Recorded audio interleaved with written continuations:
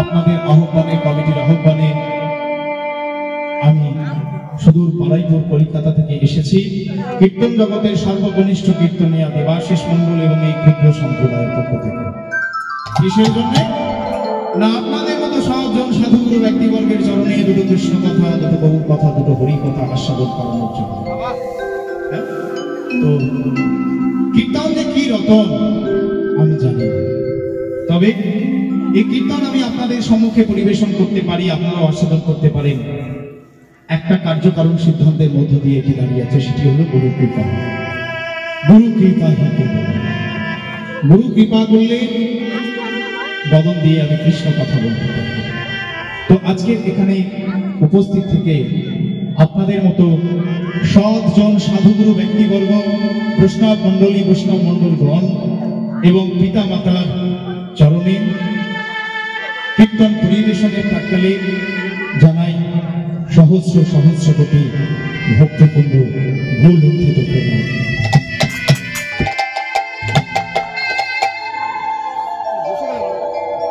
আপনাদের চরণের ধুলা মাথায় শিরোধার্য করে আজকের আমি শোনাতে চলেছি পর্যায়ক্রমিক লীলা রসের মাধুর্যমণ্ডিত পর্যায় ফিরোদ গোষ্ঠ বা উত্তর গোষ্ঠ।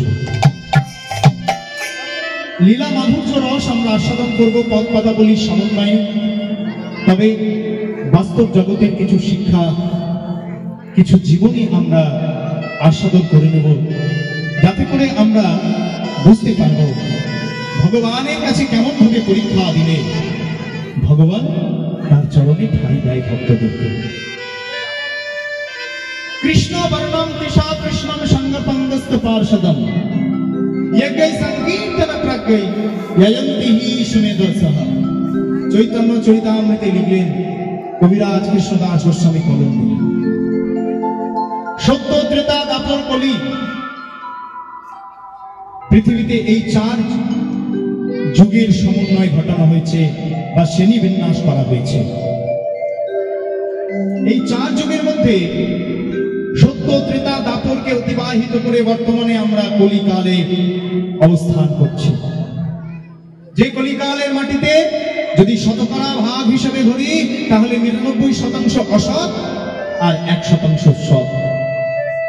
আর যিনি সততা নিয়ে, যিনি ধর্ম নিয়ে, যিনি ধার্মিক কর্ম নিয়ে ব্যস্ত আছেন, অসৎ কর্ম বা অসততা তাকে সর্বদাই আকৃষ্ট করবার চেষ্টা করছে। কারণ কলিরই ধর্ম হচ্ছে ভালো মানুষকে খারাপ পথে ঠেলে দেয়। তবে গুরু গোবিন্দের সিদ্ধান্ত শিরোধার্য করে যদি আপনি আপনার জীবন পরিচালিত করেন বিশুদ্ধভাবে, তাহলে আপনি মোক্ষ বা মুক্তির পথে ত্বরান্বিত হতে পারবেন।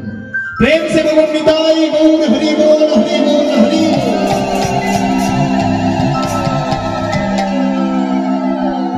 বৃন্দাবনে কৃষ্ণের একটা সখার নাম শুনেছিলাম, তিনি হলেন কে না সুবল সখা। যখন ভগবান বাল্যকালে বৃন্দাবনে ছিলেন, মামা কংস যখন জানতে পেরেছে যে ওই কৃষ্ণ দৈবকীর অষ্টম গর্ভের সন্তান হবে তার বধের বা তার প্রাণ নাশের একমাত্র কারণ। কারা কারা গল্প করছেন আমার সাথে একটু করবেন গল্পগুলো?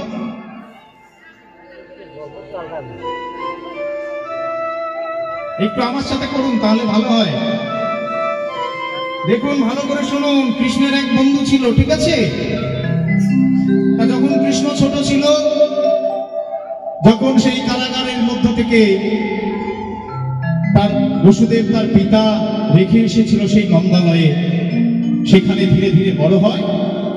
আর যখন জানতে পারে যে অষ্টম গর্ভের সন্তান তার মামার বধের একমাত্র উপক্রম বা কারণ, তখন কি করলো? রাজা দুরাচারী কংস তাকে নিধন করবার জন্য কতই না উপক্রম বা চেষ্টা করলেন। ছোট্ট শিশুকে, এক রাক্ষসীকে পাঠিয়ে স্তনদুগ্ধ সেবা করতে গেল, সেই স্তনদুগ্ধে বিষ মিশিয়েছে। কিন্তু যে রাক্ষসী তাকে স্তনদুগ্ধ সেবা করাতে এসেছিল, সে তো জানে না যে সে কাকে সেবা করাতে এসেছে। কৃষ্ণস্তু স্বয়ং ভগবান, যার লোমকূপে সারা পৃথিবী টলে, যার অঙ্গুলি হিলনে ধরিত্রী অতল তলে তলিয়ে যায়, যিনি সংহার করে যাওয়ার নির্দেশে এই ত্রিভুবন স্তম্ভিত হয়ে পড়ে, সেই ব্রজেন্দ্র নন্দন কৃষ্ণ।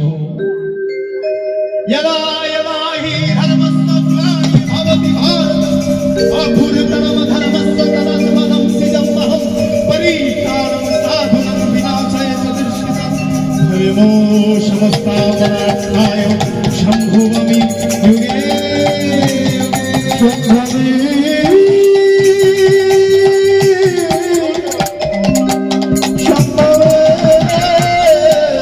युगे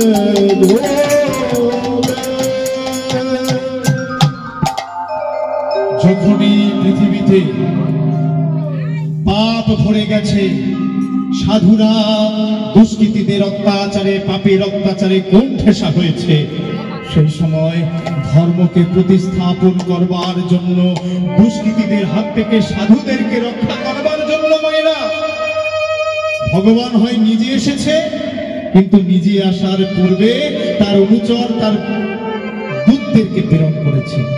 যখন পারেনি, স্বয়ং মোহন মুরলীধারী শঙ্খ চক্র গদা পদ্মধারী সেই কৃষ্ণ, যিনি নারায়ণ, যিনি নাম, আবার সেই কৃষ্ণ নেমে এসেছে। সুবল সখাকে দুঃখ করে কষ্ট করে বলল, ওরে সুবল, আমি এখানে আছি,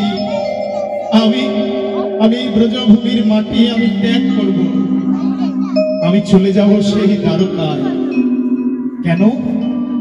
বলে দেখ, সংসারে একটা মানুষের জন্য আর 100টা মানুষের অসুবিধা মেনে নেওয়া যেতে পারে না।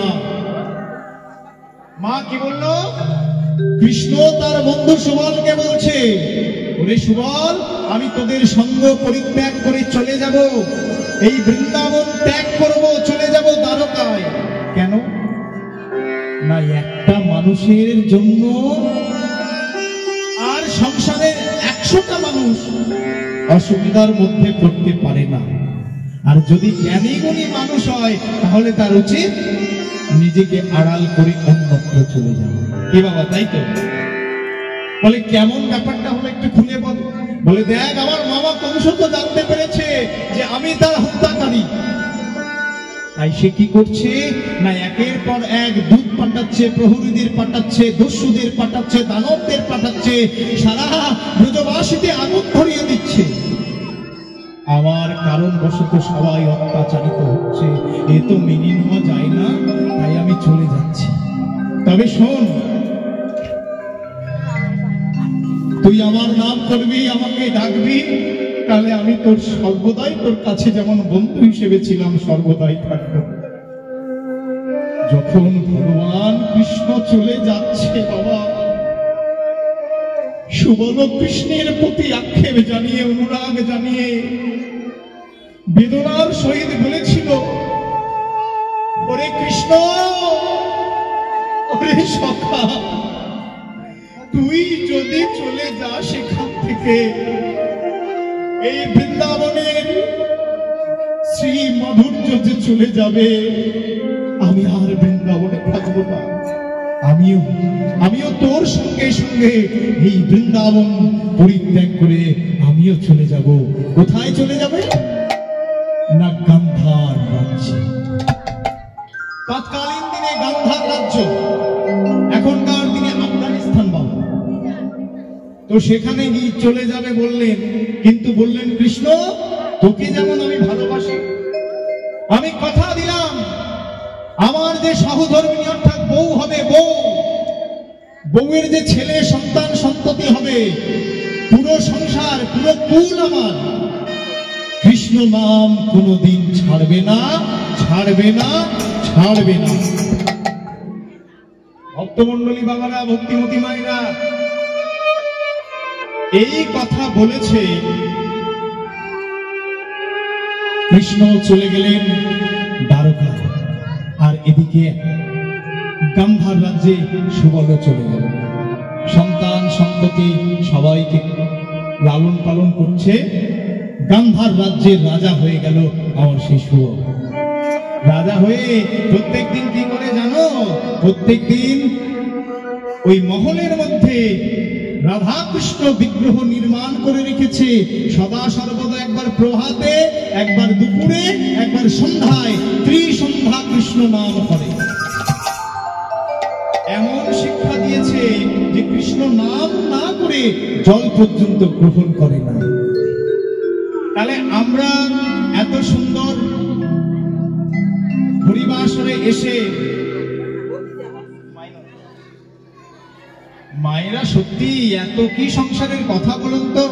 এক্ষুনি দেখি আপনারা কেমন পারেন হাত তুলে সবাইকে। কোথায় দেখি হাতটা দেখি? কার কার হাত নেই দেখি উঁচু করুন। কার কার হাত নেই উঁচু করুন। না না, আমি ভুল বলছি। কার কার হাত আছে উঁচু করুন দেখি, উঁচু করুন, উপরে বলুন। গোবিন্দের কাছে আত্মসমর্পণ করুন। হ্যাঁ, পিছন থেকে এখনো অনেকজন লজ্জা পাচ্ছে সমর্পণ করতে। যদি হাতে যন্ত্রণা থাকে, কষ্ট থাকে, তাহলে তুলতে হবে। আমার হাতে যন্ত্রণা, বাবারা একটু তুলুন তো। হ্যাঁ, খুব ভালো, খুব ভালো।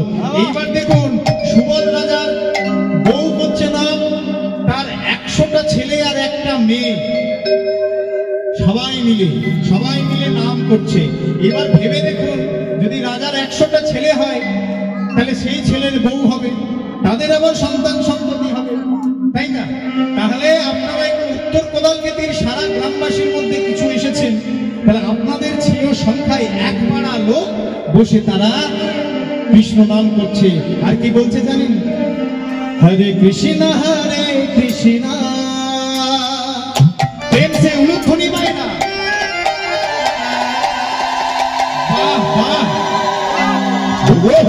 উত্তর কোদালকেতি হরিবাসর যোগ্য অনুষ্ঠানে কি? উত্তর কোদালকেতি হরিবাসর যোগ্য অনুষ্ঠানে কি? এত সুন্দর ভক্তবৃন্দ কি? কৃষ্ণ কৃষ্ণ হরে হরে হরে রাম হরে রাম রাম রাম হরে হরে হরে কৃষ্ণ হরে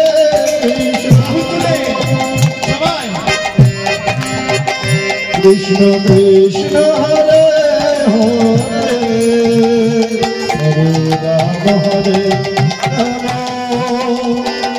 রাম রাম হরে হরে। এই যে ভালো লাগছে আপনাদেরকে? আমি বলছি না, ওই বৌমাদেরকে জিজ্ঞাসা করছে। বৌমাদের কে জিজ্ঞেস করছে? রাজা সুবল। এই যে বৌমা, বৌমার আবার বৌমা হলে নাতি পুতি সবাইকে বলছে ভালো লাগছে কৃষ্ণ নাম? তাহলে সবাই করো হরে কৃষ্ণ হরে কৃষ্ণ কৃষ্ণ কৃষ্ণ হরে হরে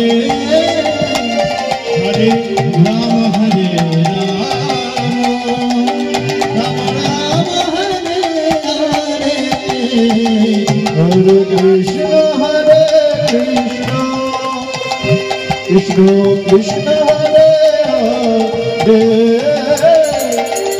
হরে রাম হরে রাম রাম রাম হরে হরে হরে কৃষ্ণ হরে কৃষ্ণ কৃষ্ণ কৃষ্ণ হরে হরে হরে রাম হরে রাম রাম রাম হরে হরে। এই যে বৌমার দল, তোমরা হাত তুলছো না কেন? হাত তুলো। হরে কৃষ্ণ হরে কৃষ্ণ, হাত তুলো। কৃষ্ণ কৃষ্ণ হরে হরে রাম হরে রাম। বাহ, আপনাদের তো তালের অনেক জ্ঞান। আপনারা তো মুড়ি ভাবছেন না? মাঝখানে কি হলো? লজ্জা পাচ্ছ তোমরা? গৌর হরি দেখছেন। দেখুন, আপনাদের বাবারা আর যে আপনাদের পরিবারের গার্জেনরা সবাই এসেছে। নাম করুন, নামেই পরম শান্তি, পরম তৃপ্তি। এই নাম করলে আপনার দেহের থেকে যা যদিও ভুল ত্রুটি কোনো পাপ করে থাকেন, সেগুলো সব আজকে সাফ হয়ে যাবে। বুঝতে পেরেছেন? এই নামের অপার মহিমা। হাত তুলুন। এই তো আপনাদের তালে তালে আমি গাইব। হরে কৃষ্ণ হরে কৃষ্ণ কৃষ্ণ হরে হরে হরে রাম হরে রাম রাম হরে হরে। আপনারা গান হরে কৃষ্ণ হরে কৃষ্ণ কৃষ্ণ কৃষ্ণ হরে হরে হরি হরি হরি রাম হরে রাম রাম রাম হরে হরে হরে কৃষ্ণ হরে কৃষ্ণ কৃষ্ণ কৃষ্ণ হরে হরে হরে রাম হরে রাম রাম রাম হরে হরে হরে কৃষ্ণ হরে কৃষ্ণ কৃষ্ণ কৃষ্ণ হরে হরে রাম হরে রাম রাম রাম হরে হরে রাধে রাধে রাধে বলো রাধে রাধে রাধে রাধে রাধে রাধে বলো রাধে রাধে রাধে রাধে রাধে রাধে বলো রাধে রাধে রাধে বলো রাধে রাধে রাধে বলো রাধে রাধে রাধে ঘন শ্যাম মিলা দে রাধে ঘন শ্যাম মিলা দে রাধে ঘন শ্যাম মিলা দে রাধে ঘন শ্যাম মিলা দে বলো রাধে রাধে রাধে বলো রাধে রাধে রাধে রাধে রাধে রাধে বলো রাধে রাধে রাধে। আমাকে একটু জল দেবে? কেউ দেবে? সঙ্গে আরে আপনাদের কাছে চাইনি। আরে রাজা আমাদের সুবল রাজা তো বুড়ো হয়ে গেছে, তো অনেক কাজ করেছে, এতগুলো বৌমা এতগুলো ছেলে এতগুলো নাতি নাতনি সবাইকে তো হাত তোলাতে হলো, তা দম লেগে গেছে। তো কি করছে এবার সুবল রাজা বলছে একটু জল দেবে। সবচেয়ে আদরের মেয়ে একটা কে জানেন? গান্ধারী। 100 জন ভাই আর একটাই মাত্র বোন ছিল গান্ধারী, কত আদরে থাকবে বলুন, তাই না? অনাদরে একদম থাকে না, তা পিতার কাছে সবসময় থাকে, পিতার একবার ভালোবাসার ধন। গান্ধারী তাড়াতাড়ি করে এসে জল এনে দিয়েছে পিতাকে, সুবল রাজা খেয়ে নিয়েছে। এইভাবে আনন্দে দিন কাটে তাদের। কিন্তু হঠাৎ করে একদিন কি হলো, একটা চিঠি এসে হাজির। কে পাঠিয়েছে?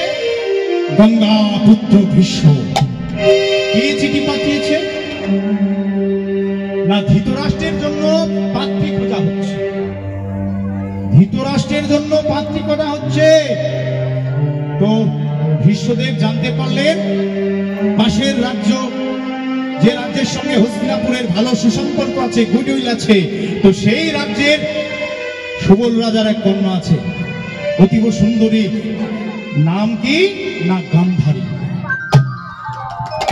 সংবাদ পাঠানো হলো যে ওই গান্ধারীকেই আমাদের ঘরের বৌমা করে নিয়ে আসবো। পিতামহ ভীষ্ম চিঠিতে লিখলেন। চিঠিতে যখন একজন প্রহরী এসে দুধ এসে চিঠিটা দিল, সুবল রাজা এদিকে হরিনাম করছিলেন। হরিনাম করতে করতে করতে করতে একজন এসে সুবল রাজার হাতে চিঠিটা দিয়ে গেছে। হরিনাম সমাপ্ত করে, ও মায়েরা, মেয়ের সম্বন্ধ এসছে। এইবার দেখুন, যাদের যাদের মেয়ে আছে এই কথাটা শুনুন আর ভাবুন যে কেমন ছেলের হাতে পাত্রস্থ করবেন। এইবার সুন্দর করে একটা চিঠি এসেছে। মাননীয় গান্ধার রাজ্যের রাজা সুবল মহাশয়, আমি গঙ্গা পুত্র ভীষ্ম, আমি এই চিঠিতে লিখছি আমার ভাইপো ধৃতরাষ্ট্রের জন্য একটা পাত্র চাই। আর আমরা ঠিক করেছি যে তোমার মেয়ে গান্ধারীর সঙ্গে ধৃতরাষ্ট্রের শুভ পরিণয় সম্বন্ধ স্থাপন করবে। যখন এইটুকু পড়েছে, সঙ্গে সঙ্গে সুবল রাজা চিঠিটা ফেলে দিলে। না,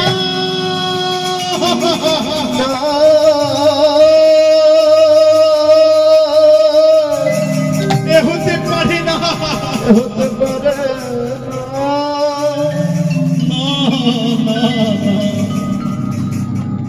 কেন? পিতা কি হয়েছে পিতা? 100 জন ছেলে এসে বলছে পিতা কি হয়েছে? আমাদের যে চরম সংকট। কি হয়েছে? তোদের একটাই মাত্র বোন গান্ধারীকে এক অন্ধ পাত্রের হাতে তুলে দিতে হবে। কোন জ্ঞানী গুণী মাতা পিতা অভিভাবক অভিভাবিকা বাবা তারা কি চাইবে জেনে শুনে একটা অন্ধ পাত্রের হাতে তার পাত্রীটাকে তুলে দিতে? যার 100টা ভাই, যে হলো রাজার মেয়ে, কি করে অন্ধ পাত্রের হাতে তাকে তুলে দেওয়া যায়? তাই চিন্তায় 100 জন ছেলে বলল, সে যদি বলে যে আমার বোনকে তারা বিয়ে করে নিয়ে যাবে তাহলেই কি আমরা দেব? আমরা 100 জন ভাই আছি, সবাই মিলে প্রতিহত করবো তাদেরকে, কিছুতেই বিয়ে করতে দেব। চিঠিটা তুলে নিলেন।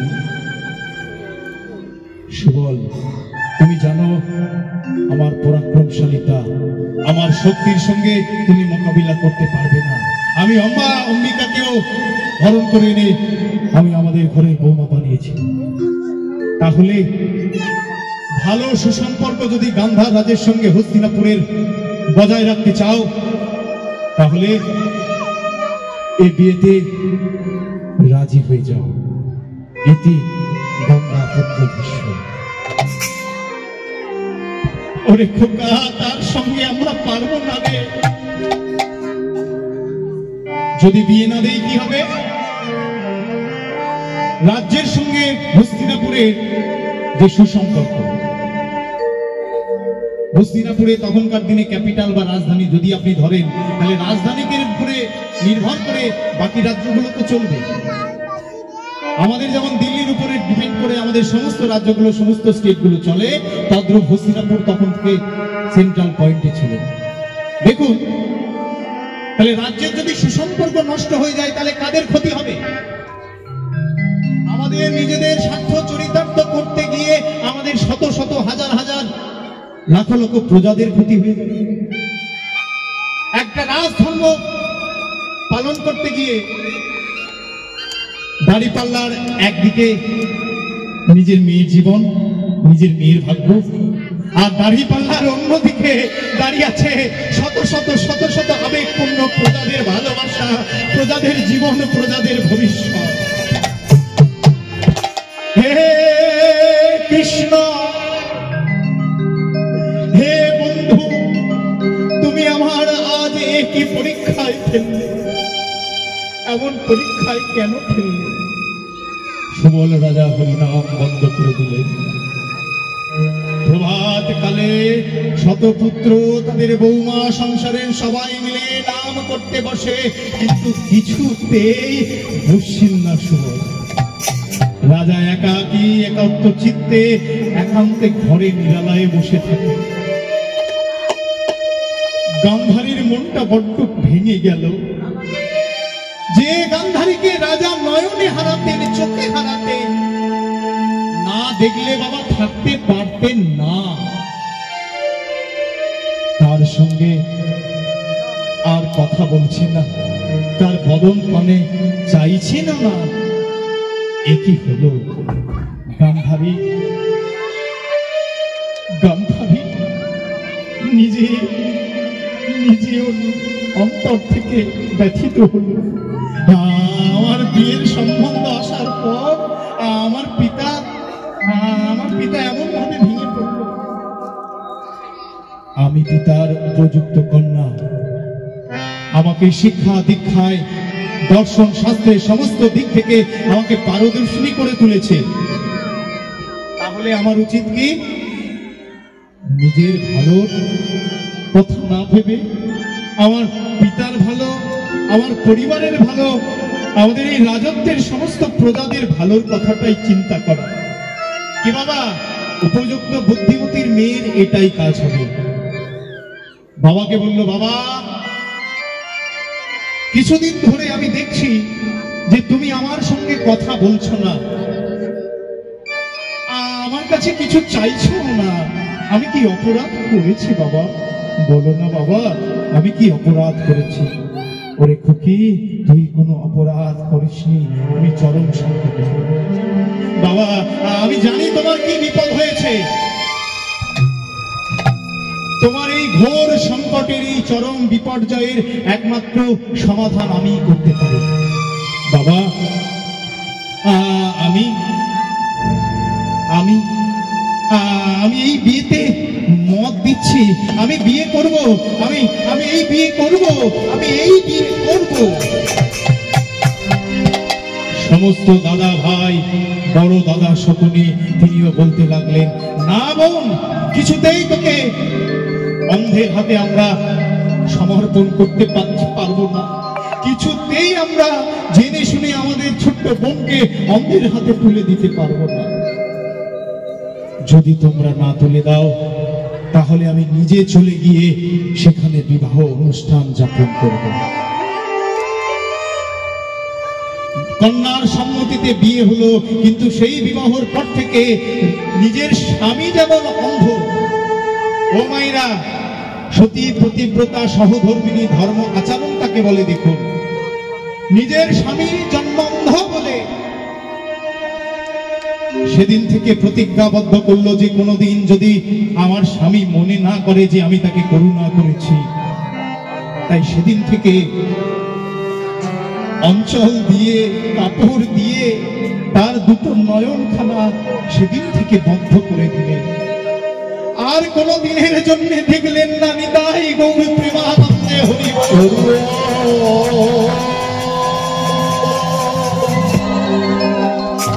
এটাই তো সতী প্রতিব্রতা ধর্ম, যে স্বামীর দুঃখে থাকে, স্বামীর সুখে থাকে, স্বামীর বিপদে থাকে, স্বামীর আপদে থাকে। এটাই তো স্বামীর সতী প্রতিব্রতা ধর্ম। দিন যাপন করতে করতে, দিন যাপন করতে করতে 100 সন্তানের জননী হলেন। কিন্তু হঠাৎ করে ভীষ্মর কানে একটা সংবাদ ভেসে এলো। কি সংবাদ? না, সেই সংবাদটা হচ্ছে ধৃতরাষ্ট্রের সঙ্গে গান্ধারীর বিবাহ হওয়ার পূর্বে একটা ছাগলের সঙ্গে তার বিয়ে হয়েছিল। একই আমাদের সঙ্গে এই তথ্য গোপন করে বিশ্বাসঘাতকতা করেছে সুবল রাজা। উচিত শিক্ষা দিতে হবে, শাস্তি দিতে হবে। মেয়ের প্রথমবার বিয়ে হয়ে গেছে, আবার পুনরায় তার বিবাহ ব্যবস্থাপনা করে আমাদের সম্মতিতে রাজি হয়েছে। এই হস্তিনাপুরে জঙ্গলের মধ্যে মাটির তলায় একটা কূপ নির্মাণ করল, যে ঘরে 101 জন থাকতে পারে। একটাই মাত্র জানালা, একটাই মাত্র দরজা। সবাইকে নিমন্ত্রণ করে এনে গো বাবা, সেই স্থানে 101 জনের একদিনের খাবার, একদিনের জল দিয়ে, জানালা বন্ধ করে, কপাট বন্ধ করে, দরজা বন্ধ করে, দরজার চাবি নিয়ে এই 101 দিনের জল খাবার দিয়ে সেই চাবিটা যমুনার জলে ফেলে দিবে। শাস্তি দেবে তাদেরকে, প্রতিশোধ নেবে বিশ্বাসঘাতকতার। সুবল রাজা বুঝতে পারলেন যে বড় ষড়যন্ত্র, চরম ষড়যন্ত্র করা হয়েছে, যে ষড়যন্ত্র করে আমাদেরকে হত্যা করতে চলেছে। কি করা যায়? প্রতিশোধ নিতে হবে। আমরাও তো রাজা, আমরাও তো ক্ষত্রিয়, আমাদের রাজ রক্ত, রাজ ধর্ম আমাদের দেহে বইছে। এই স্থানে শক্তি দেখালে হবে না, এই স্থানে বুদ্ধির প্রকাশ ঘটাতে হবে। বুদ্ধি করে তবেই তাদের কাছ থেকে তাদেরকে শাস্তি ফিরিয়ে দিতে হবে। কি করলেন? আলোচনা করলেন। 100 জন পুত্রকে বলছে সুবল রাজা, তোমাদের মধ্যে কেউ আছো যার মধ্যে সৎ সাহস আছে, বুদ্ধি আছে, যে প্রতিশোধ নিতে পারবে, কৌরবদের প্রতিশোধ নিতে পারবে, এমন কেউ আছো? যদি আমার রক্ত তোমাদের দেহে বয়, তাহলে বলো কে আছো তোমাদের মধ্যে। 101 জন ছেলের মধ্য দিয়ে একজন ছেলে এসে হাজির। কে না, তিনি হচ্ছেন শকুনি। পিতামহ আমি আছি। আমি শক্তি দিয়ে নয়, আমি বুদ্ধি দিয়ে ওই কৌরবদের পরাস্ত করব এবং এর প্রতিশোধ আমি কড়ায় গন্ডায় হিসাব মিটিয়ে নেব। তবে শোন বাবা, আমি বাঁচব কি করে? শোন, দরজা জানালা সবই বন্ধ ঠিকই আছে, কিন্তু একটা ছিদ্রের মধ্য দিয়ে অক্সিজেন আসছে, এটা নিয়ে আমরা বাঁচবো। তবে শোন, এখানে 101 জনের খাবার আছে, 101 জনের জল আছে। যদি এক দিনের খাবার খাস, তুই একা 101 জনের খাবার খাস, তাহলে একদিনে যদি একজনের খাবার খাস, তাহলে 101 দিন ধরে এই খাবার খেতে পারবি, তাই তো? তারপরে দেখবি যে একে একে না খেতে পেয়ে তোর ভাইরা একে একে প্রাণ বিয়োগ করছে। তখন তুই ওদের পচা গলা, রক্ত, মাংস, নারী, ভুঁড়ি, হাড় সমস্ত কিছু খেয়ে প্রাণ বাঁচাবি। তবে প্রতিশোধ তোকে নিতে হবে। আমি তোকে আশীর্বাদ করলাম, এর প্রতিশোধ তোকে নিতেই হবে। দেখতে দেখতে একে একে না খেতে পেয়ে জরাজীর্ণ হয়ে সবাই বাবা একটা একে করে সমস্ত ভাই চোখের সামনে মরে যাচ্ছে। অনেক দিন অতিবাহিত হয়ে গেল, আর ধীরে ধীরে ওই শকুনি ওই রক্ত, মাংস, পচা সমস্ত নারী ভুঁড়িগুলো খেয়ে নিজে জীবন ধারণ করে বেঁচে আছে। যখন খাবার পাওয়া যায় না, মানুষ তখন রাক্ষস হয়ে যায়, মানুষ তখন হিংস্র হয়ে যায়। ধীরে ধীরে সুবল রাজারও অবস্থা খারাপ। শকুনিকে বলছে, ওরে খোকা, আমার অন্তিম লগ্ন এসে হাজির, আমি আর বাঁচব না। ওরে খোকা শোন, আমি তোকে দুটো উপদেশ দিচ্ছি। আমি যখন মারা যাব, আমার এই দেহ থেকে 3টে হাড় নেব।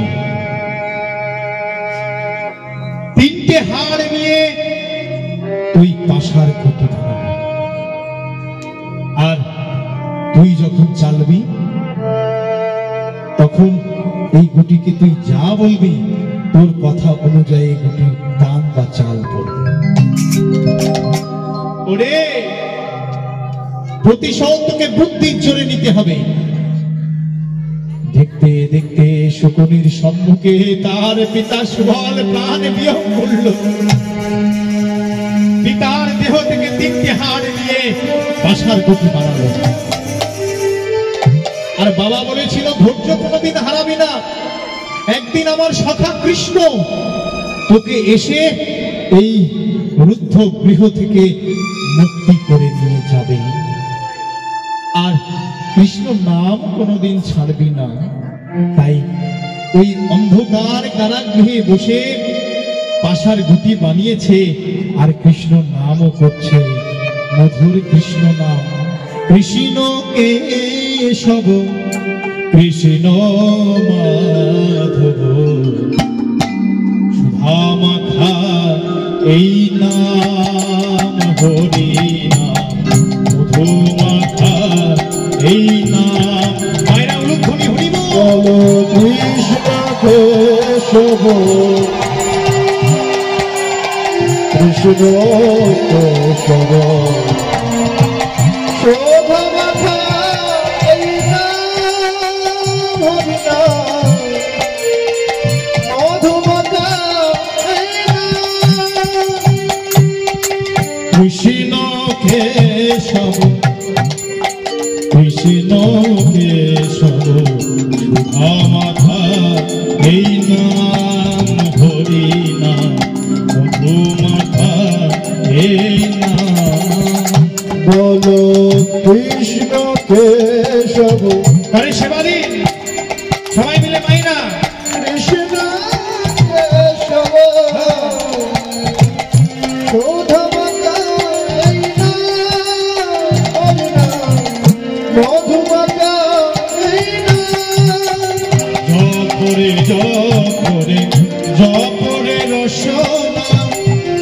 জপরে জপরে জপরে রসমা মধুমাখা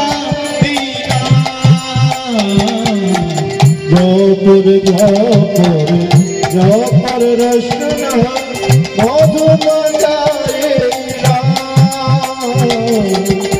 কৃষ্ণ নাম সুধা মাখা এই নাম হরি নাম মাখা এই নাম কৃষ্ণ কেশব কৃষ্ণ মাধব মাখা এই নাম হরি নাম সুধা মাখা এই নাম শেষ দিকে কৃষ্ণ এসে শকুনিকে বার করলেন, শকুনিকে বার করে নিয়ে চলে গেলেন। এবার শকুনি বুদ্ধিক্রমে গিয়ে সেই মামাদের সঙ্গে দুর্যোধনদের সঙ্গে গিয়ে মিত্রতা স্থাপন করলেন। এইবার আস্তে আস্তে তাদের কানে বিষ ঢালতে চাইলেন যে রাজা হয়েছ, তোমার অন্য সহোদর ভাইদের সঙ্গে পাশা খেলা করো, রাজত্ব সিংহাসন দেখো আমার সমস্ত ভাই মারা গেছে, যা সম্পত্তি বিষয় আশয় আছে সবই আমার, তাহলে পাশার মাধ্যমে পরাজয় খেলাও, তাদেরকে পরাজয় খেলিয়ে তুমি তাদের থেকে সমস্ত কিছু ছিনিয়ে নাও। এইভাবে আস্তে আস্তে আস্তে উদ্দেশ্যটা কি না, উদ্দেশ্যটা হলো বিবাদ বাঁধানো। কারণ কি, শকুনি তিনি জানতেন, কিন্তু শকুনির চরিত্রকে আমরা যারা বুঝি না তারা নেগেটিভ চরিত্র হিসেবে জানি, কিন্তু শকুনি ছিলেন সুবল রাজার ছেলে, স্নেহ কৃষ্ণ ভক্ত, কৃষ্ণ সখা, তার ছেলেগুলো ছিল প্রচন্ড কৃষ্ণ ভক্ত, কৃষ্ণ সখা। তিনি জানতেন কৃষ্ণ হলো সূর্য সম, মায়া হলো অন্ধকার, যাহা কৃষ্ণ রয় তাহা নাই মায়ার অধিকার। কৃষ্ণ যেদিকে থাকে তারা কোনোদিন হাঁটতে পারে না, কারণ ধর্ম সেদিকে থাকে, আর ধর্ম অবলম্বন করলে মানুষের জয় চিরকাল অক্ষয় হয়ে থাকে। তাই পাণ্ডবদের জয় অবসম্ভাবী, কিন্তু এদেরকে মারতে গেলে আমি একা পারবো না, আমার বুদ্ধি কলা কৌশলের দ্বারায় এদের সঙ্গে ভাইয়ে ভাইয়ে বিবাদ ঘটিয়ে এদেরকে হত্যা করতে হবে। তাই পাশা খেলার মাধ্যম দিয়ে তাদের মধ্যে বিবাদ সৃষ্টি করে কুরুক্ষেত্রের রণাঙ্গনে সমস্ত রক্তের ধারা বইয়ে দিয়ে গান্ধারীর শত পুত্রকে ওই রণক্ষেত্রের মাটিতে একেবারে দেহ থেকে, ধর থেকে গলা মুক্ত আলাদা করে প্রতিশোধ নিয়েছিলেন। আর বাকি ইতিহাস সব আপনারা জানেন। তাহলে এ কথা বলবার একটাই প্রশ্ন, একটাই উদ্দেশ্য, যে আমাদের ধর্মপথে থাকতে হবে। ধর্মপদ যদি আমরা অবলম্বন করতে পারি তাহলে সর্বদা আমাদের মোক্ষ পাওয়ার উদ্দেশ্য, মানে কি, মানুষ হয়ে এসেছি উদ্দেশ্য একটা, মুক্তি পাবো। আমরা যদি ধর্মপথে থাকি বাবা, তাহলে আমরা মুক্তি পেতে পারবো। এই সংসারে যেমন আমরা লীলা খেলা করি, ভগবানও তদ্রূপ লীলা খেলা করেছেন। তাই বলছেন না, খেলায় বিনোদ খেলা গোড়া বনমালী। একটু গৌর ভাব অবলম্বন করি, আবার কিছু তত্ত্ব বিষয় আস্বাদন করব। দেখুন, সুরধনী তীরে আজ গৌর কিশোর সহচর মেলি আজ আনন্দে বিভোর, আর আনন্দে বিভোর হয়ে সকল পার্শ্বদের নিয়ে তিনি কেমন খেলছেন দেখুন। খেলয়ে বিনোদ খেলা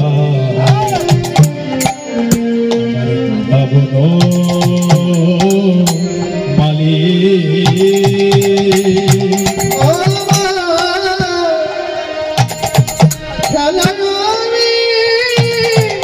মায়েরা প্রেম সে রূপধ্বনি হরিব।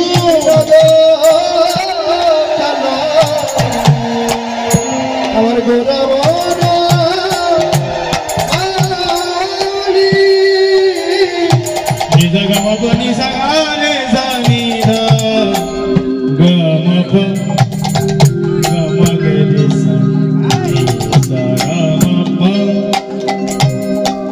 ভীম তলশ্রীরা গামা পানি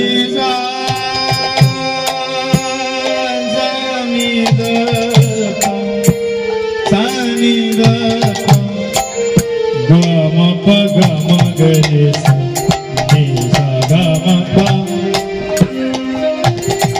খেলয়ে বি নদ খেলা মালি খেলবে নদ খেলা আমার গোরাবন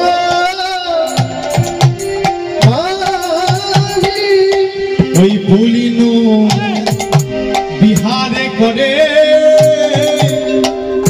কিবা পুলিন বিহার করে দেখো ভগত মন ডলি গো ভগত মন দেখো বিহার করিছে বিহার করিছে দেখো বিহার করিছে বিহার করিছে ভক্তগণ সঙ্গে লয়ে দেখো বিহার করিছে ভক্তগণ সঙ্গে লয়ে বিহার করিছে ভক্তগণ সঙ্গে লয়ে দেখো বিহার করিছে ভক্তগণ সঙ্গে লয়ে বিহার করিছে ভক্তগণ সঙ্গে লয়ে বিহার করিছে ভক্তগণ সঙ্গে লয়ে বিহার করিছে